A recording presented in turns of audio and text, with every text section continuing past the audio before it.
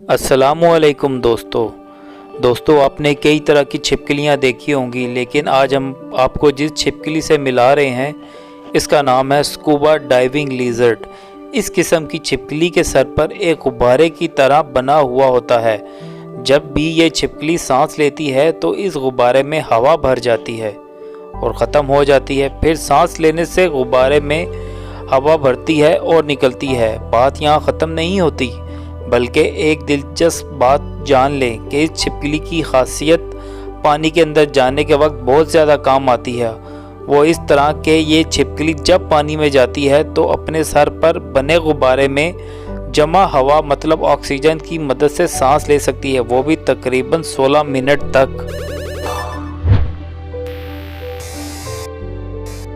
Number 2 पे आता है दोस्तों ब्लैक स्वेलवर फिश।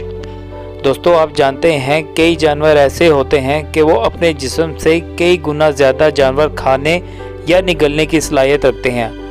अब इस वीडियो में दिखाई गई फ़िश ब्लैक स्वेलवर नामी मछली की ही मिसाल देख लें कि इस 25 सेंटीमीटर लंबाई वाली मछली में एक ऐसी सलाहियत मौजूद है कि ये अपने से 2 गुना लंबी मछली को निगल सकती है, और वो भी सिर्फ एक ही नवाले में।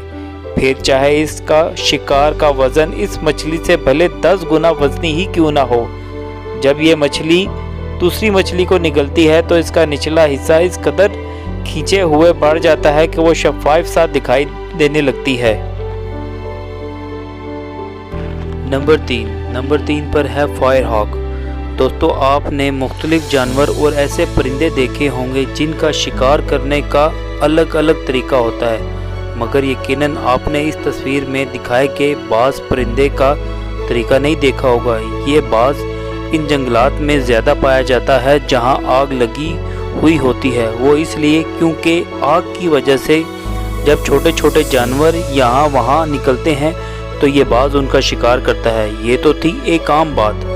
अब ज़रा दिलचस्प बात पढ़ लें। अगर इस बाज़ को कोई शिकार ना मिला तो ये इस जगह की जग से या कहीं से भी जहां आग लगी हो वहां से आग लगी हुई लकड़ी उठाकर कहीं और जग फेंकते हैं ताकि वहां आग लग जाए और छोटे छोटे जानवर निकलें और ये बाज़ उनका शिकार कर सकें।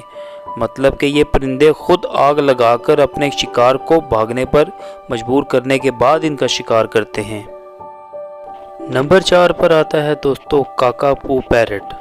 अगर आप समझते हैं कि हर तोता दूसरे परिंदे की तरह उड़ सकता है तो आप गलत हैं, क्योंकि अगर आप न्यूजीलैंड के जंगलात में जाएं तो वहां आपको दरख्तों के बीच एक अजीब किस्म का तोता नज़र आएगा जो दूसरे तोतों से मुख्तलिफ होता है, और ये वही तोता है जो दुनिया का सबसे भारी तोता कहलाता है, और ये ही वो इकलौता तोता है जो उड़ नहीं सकता। ज़मीन पर बड़ी बड़ी तेज़ी से चलने वाले इस काकापू नामी तोते की ग़िज़ा दरख्तों पर होती है।